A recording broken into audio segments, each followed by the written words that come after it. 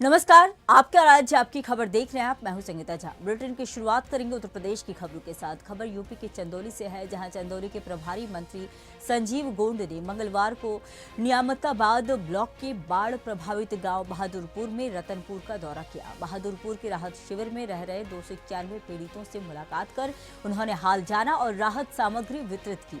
मंत्री ने अधिकारियों को निर्देश दिए कि पीड़ितों और उनके पशुओं के लिए पर्याप्त चारा, पानी और दवाओं की व्यवस्था सुनिश्चित की जाए।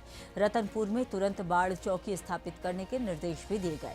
निरीक्षण के दौरान डीएम, एसपी और विधायक समेत कई अधिकारी मौजूद रहे। आज जनपद चंदौली में प्रदेश के सबसे माननीय मुख्यमंत्री जी के निर्देश पर यहाँ गंगा जी के बाढ़ के से प्रभावित लोगों को वहाँ देखने के लिए हम सब आए हुए हैं और ऐसे लोगों को जो बाढ़ से प्रभावित हैं उनको राहत शिविर में रख करके उनको भोजन की व्यवस्था, उनको शुद्ध पानी की व्यवस्था, यहाँ तक कि बच्चों को दूध की भी व्यवस्था हमारी सरकार काम कर रही है।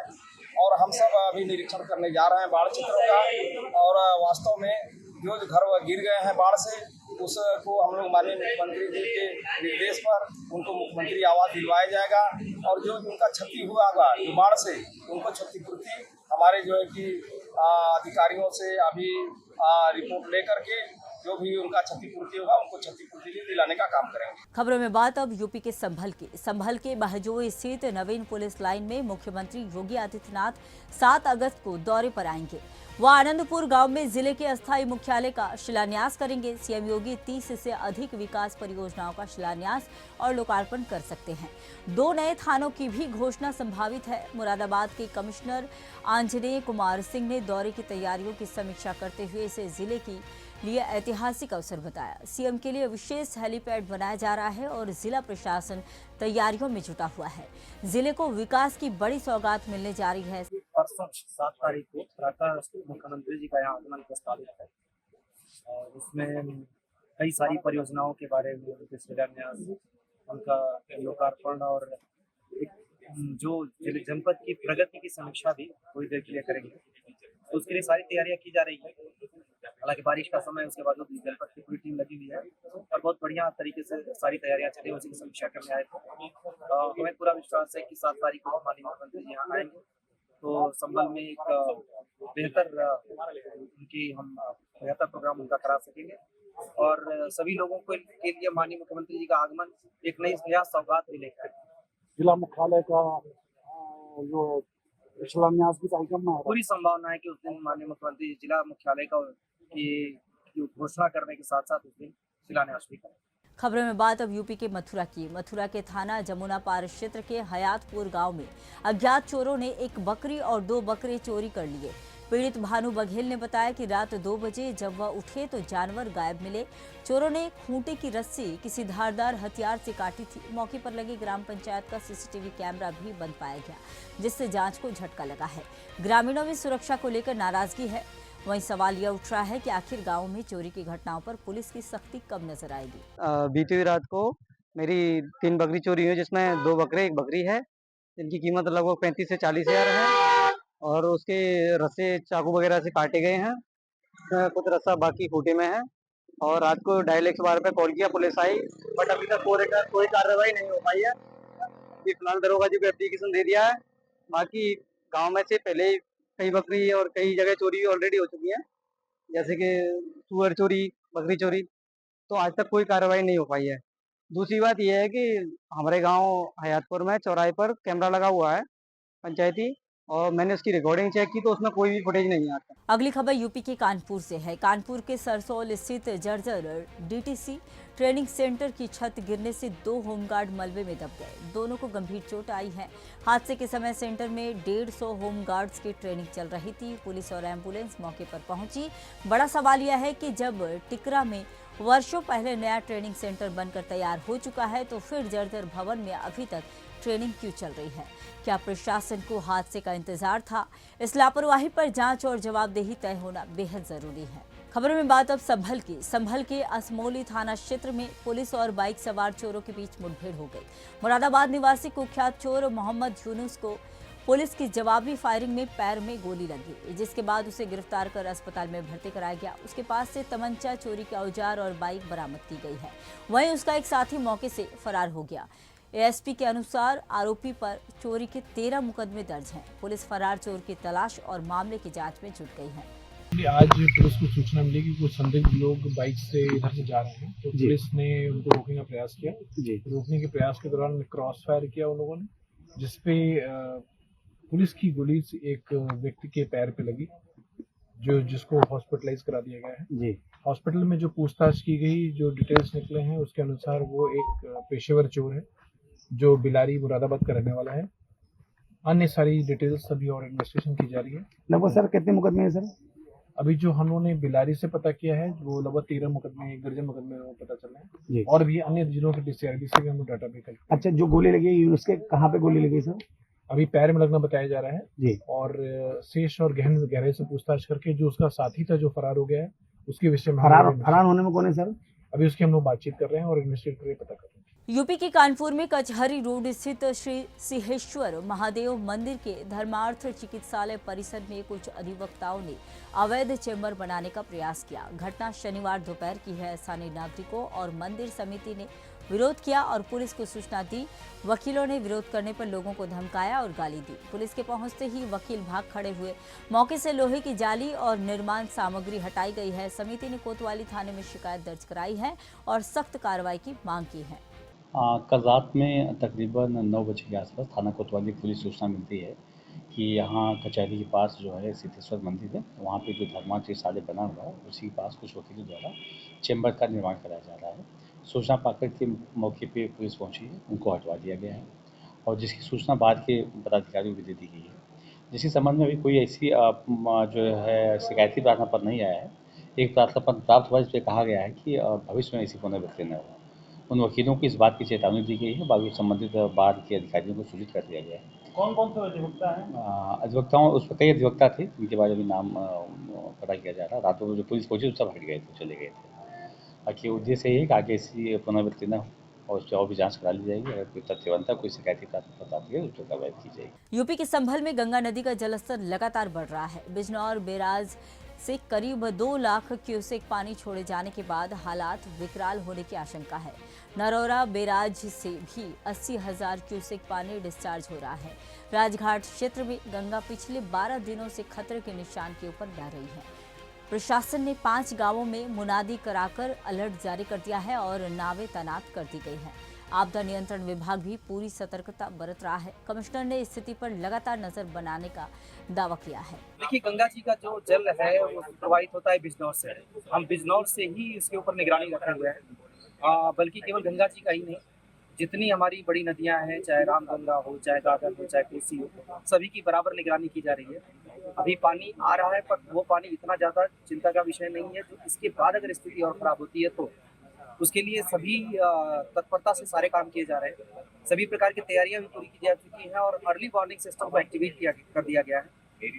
अगर इस तरीके की होती है कि लो लाइन एरिया में कोई अगर मिलता है तो उसको समय से हटा सकें और किसी तरीके की जन हानि, पशु हानि, जीवों की हानि न हो, इसका भी प्रयास करेंगे। और फसलों के मामले में भी पूरी सतर्कता बरती जा रही है।